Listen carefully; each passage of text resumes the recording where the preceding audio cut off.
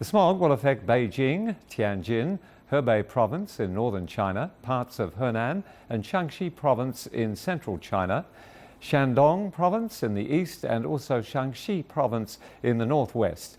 Beijing saw only 7 days of blue skies in December with 2 rounds of red alerts, the highest air pollution warnings.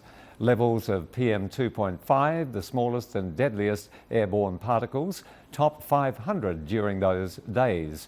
And this is 20 times the level considered safe by the World Health Organization.